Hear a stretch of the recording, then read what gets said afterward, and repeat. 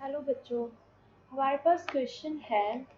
In the figure this P Q and R S are the two mirrors placed parallel to each other. बच्चे देखिए, हमारे पास simple given है कि ये दो लाइंस हैं, एक पी क्यू है और एक हमारे पास आर एस है। ठीक है, ये दो लाइंस हैं जो कि क्या है, पैरेलल गिवन है। ठीक है जी। An incident ray A B strike the mirror P Q at B. क्या हो रहा है कि यहाँ से एक ए बी लाइन आ रही है जो कि बी पॉइंट पे स्ट्राइक कर रही है। ठीक है जी, पी क्यू को। ठीक है जी। And then reflected ray move towards along the path BC। ठीक है जी। and strike the mirror RS at the point C and reflect back along CD। ठीक है बच्चे, सिंपल है कि एक लाइन है हमारे पास, एक रे है ए बी की जो यहाँ पर इंसिडेंट हो रही है। ठीक है जी। यहाँ से वो रिफ्लेक्ट होकर यहाँ जा रही है, यहाँ से फिर से रिफ्लेक्ट हो रही है तो वहां पर जा रही है सी के अलॉन्ग। ठीक है जी। ए बी लाइन है, वो पी क्यू मिरर पर इंसिडेंट कर रही है, वहां से रिफ्लेक्ट होकर वो सी पॉइंट जो कि आर एस मिरर के ऊपर है वहां पर जाती है, वहां से रिफ्लेक्ट होकर वो सी डी अलॉन्ग के पास चली जाती है। इतनी बात क्लियर है बच्चे? तो उन्होंने प्रूव क्या करने को बोला है कि A B is parallel to C D. इतनी बात क्लियर है बच्चे? देखिए, उन्होंने क्या प्रूव करने को कहा है, A B is parallel to C D. ठीक है बच्चे, यहाँ पर देखिए ये दो लाइंस है ना, ये से पैरेलल प्रूफ करना है। ठीक है, आप देखिए पहले कि A B line parallel to C D है, ये लाइन उसे कट कर रही है, तो ये हमारे पास कुछ एंगल्स बन रहे होंगे। देखो, ये एंगल्स बन रहे हैं। ठीक है बच्चे, हमारे पास रिजल्ट को प्रूव करने के लिए, जैसे उन्होंने बोला रिजल्ट क्या है कि पैरेलल प्रूव करना है, तो पैरेलल प्रूव करने के लिए ना हमारे पास एक रिजल्ट होता है। बच्चे देखिए, if a transversal intersect two lines such that a pair of alternate interior angles is equal, then the two lines are parallel। Lines को पैरेलल प्रूव करने के लिए हमारे पास एक रिजल्ट है कि अगर उसके ऑल्टरनेट इंटीरियर एंगल्स हैं जो वो इक्वल हो जाते हैं।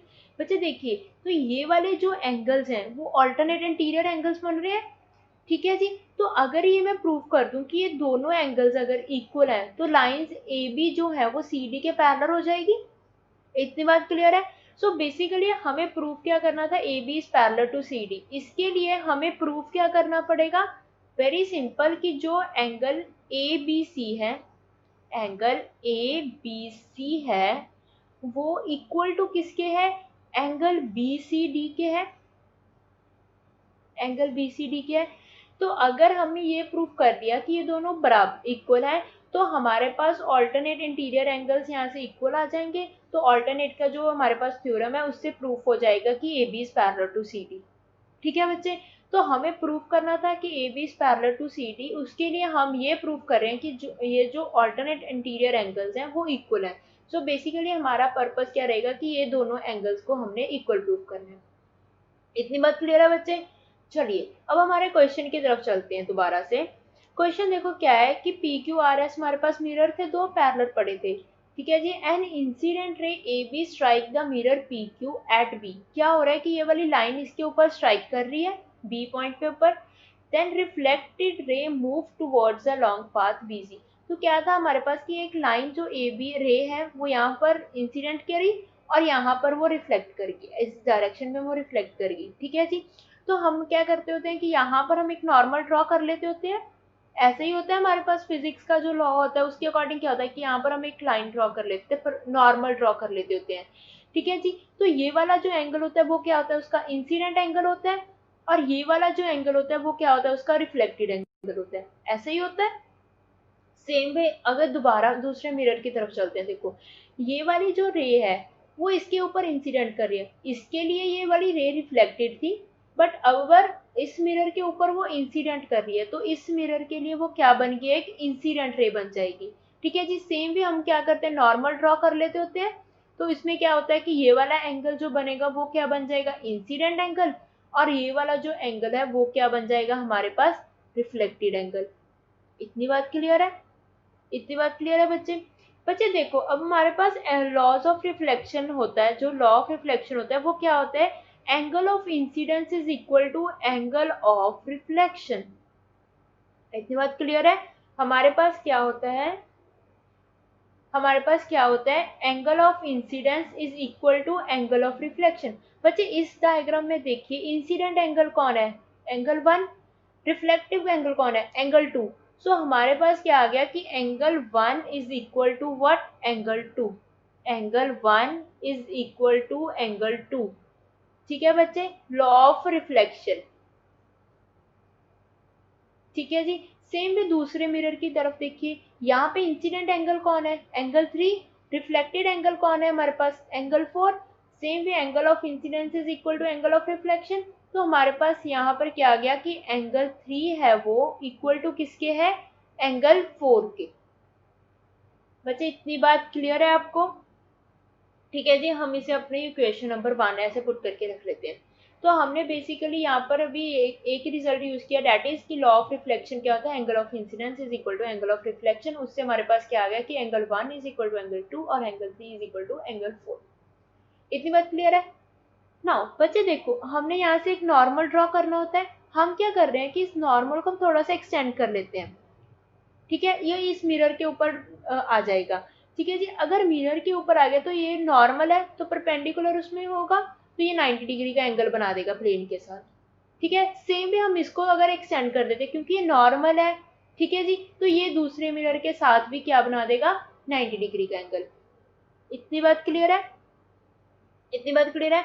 बच्चे बेसिकली ये देखो, ये ऐसी चीज बन गई है कुछ, देखो ये वाली क्या बन गई है कि ये हमारे पास आर एस थी, इसके ऊपर ये वाला एक परपेंडिकुलर आ गया। ठीक है जी, जिसे ये पॉइंट हम अपना एम लेट कर लेते हैं। ठीक है, कि एम के ऊपर ये परपेंडिकुलर हो गया। सेम भी ये हमारे पास थी, तो इसे हमने एक्सटेंड करके एन के ऊपर ले गए। तो ये बेसिकली ये कैसे चीज बन गई कि हमारे पास एक पी क्यू की लाइन है और उसके ऊपर ये वाला एक परपेंडिकुलर है सी एन का। ठीक है बच्चे, इतनी बात क्लियर है? बच्चे देखिए, हमारे पास एक रिजल्ट और होता है। अब यहाँ पर देखिए मैंने मेंशन किया हुआ है, perpendiculars on parallel basis are parallel. कोई दो परपेंडिकुलर, ठीक है, दो परपेंडिकुलर जो किसी दो बेस के ऊपर होंगे। ठीक है, दो परपेंडिकुलर दोनों अलग अलग बेसिस पर होंगे। तो अगर जो दो बेसिस हैं वो दोनों पैरेलल हैं, तो ये दोनों परपेंडिकुलर्स भी हैं वो पैरेलल हो जाएंगे। ठीक है जी, बच्चे यहाँ से देखो आप, देखिए ये हमारे पास आर एस था ना, ठीक है, और ये हमारे पास क्या है, एम बी।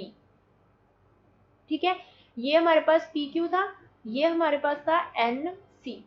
बच्चे देखो, ये दो लाइंस क्या है, पी क्यू और आर एस पैरेलल है, और बी एम क्या है, परपेंडिकुलर टू, ये देखिए बी एम हमारे पास परपेंडिकुलर किसके ऊपर है, आर एस के ऊपर।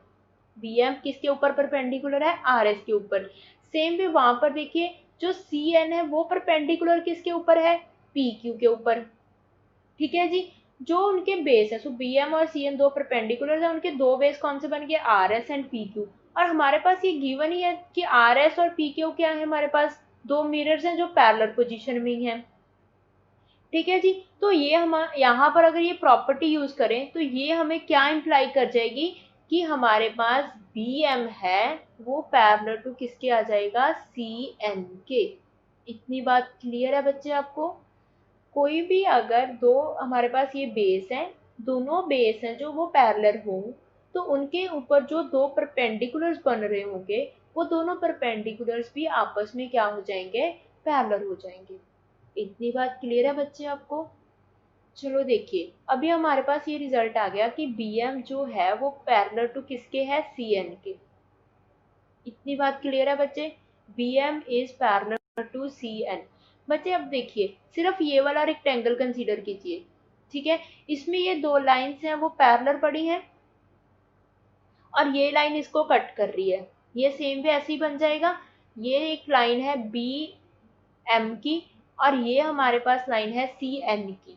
ठीक है जी, और इसके ऊपर ऐसे दो, ऐसे एक लाइन इसको इंटरसेक्ट कर रही है, इसके ऊपर ये एंगल 2 बन रहा है और ये एंगल हमारे पास 3 बन रहा है। ये हमारे पास पैरेलल है। अगर दो लाइंस पैरेलल हैं, ट्रांसवर्सल लाइन इसको इंटरसेक्ट कर रही है, तो हमारे ऑल्टरनेटिव एंगल्स क्या हो जाते हैं, इक्वल हो जाते हैं। ठीक है जी, तो हमारे पास यहाँ से रिजल्ट क्या आ जाएगा, this implies angle 2 is equal to angle 3। क्यों? Reason is that is alternative angles are equal। समझ आ गई बच्चे? इतनी बात क्लियर है? हमारे पास क्या आ गया कि angle 2 is equal to angle 3 है। इतनी बात क्लियर है बच्चे? देखो अभी हमको सिर्फ रिजल्ट को कंबाइन करना है। हमने पहले यहाँ पर लॉज ऑफ रिफ्लेक्शन लगा रखा था 1 इक्वल टू 2, इसे हम एक्स लेट कर लो, ठीक है सारे को, और 3 इक्वल टू 4 है, इसे आप वाई लेट कर लो, ठीक है बच्चे। नाउ देखो एंगल 2 क्या है हमारे पास, एक्स, 3 क्या आ गया हमारे पास यहाँ से वाई, तो एंगल 2 किसके इक्वल है, एक्स के इक्वल, और एंगल 3 किसके इक्वल है हमारे पास, वाई के इक्वल। अगर x इक्वल टू वाई है तो हमारे पास 2x जो है वो भी इक्वल टू किसके होगा, 2y के होगा ना। बच्चे देखो यहाँ पे 2x और 2y हम कैसे लेंगे, देखो बच्चे ये वाला एंगल 1 है और ये 2 है, दोनों एंगल्स हमारे पास क्या है, x x के हैं, ये x है ये भी x है, तो ये पूरा एंगल कितने का बन गया, 2x का। सेम पे ये देखो 3 और 4 हमारे पास y है, एंगल 3 हमारे पास क्या ले लिया हमने, y, सेम पे एंगल 4 हमने क्या ले लिया, y, तो ये पूरा एंगल क्या बन गया हमारे पास, 2y का। तो बेसिकली हमारे पास 2x के लिए क्या आ गया कि 2x हमारे पास कौन सा एंगल है, दिस इम्प्लाइज 2x कौन सा एंगल है हमारे पास, ये आ गया ना। यहाँ से देखियो दोबारा मैंने क्या लिखा है, 2x इक्वल टू 2y लिखा है, ठीक है जी। तो ये हमारे पास 2x कौन सा एंगल बन गया, ये वाला x प्लस एक्स, तो ये कौन सा एंगल बन गया, ए बी सी का, ठीक है जी। तो ये वाला एंगल कौन सा बन गया, angle A B C, this is equal to 2y कौन सा है हमारे पास, 3 और 4 को मिलाकर 2y बन जाएगा, तो ये एंगल कौन सा बन गया हमारे पास, बी सी डी का, this is equal to angle B C D. इतना प्रूफ हो गया। तो बच्चे यही तो हमने प्रूफ करना था। अगर हमने क्या किया था कि अगर ये दोनों एंगल इक्वल हैं तो ऑल्टरनेट इंटीरियर एंगल की जो हमारे पास प्रॉपर्टी है उससे क्या हो जाएगा कि A B is parallel to क्या हो जाएगा, सी डी के। थ्योरी हमारे पास जो उसका क्या थ्योरम है, if a transversal intersect two lines such that the pair of alternate interior angles are equal then two lines are parallel. तो हमारे पास ये जो एंगल्स हैं ये हमारे पास इक्वल आ गई, ये हमारे पास फर्स्ट थिंग आ गई कि ये इक्वल है, सेकंड थिंग आ गई कि ये ऑल्टरनेट इंटीरियर एंगल्स हैं, ये हमारे पास क्या आ गया, ऑल्टरनेट इंटीरियर एंगल्स। तो हमारे पास क्या आ गया कि alternate interior angles are equal, so this implies जो दो लाइंस हैं A B and C D वो क्या हो जाएंगी हमारे पास, पैरेलल हो जाएंगी। इतनी बात क्लियर है बच्चे आपको? ओके बच्चे, थैंक यू।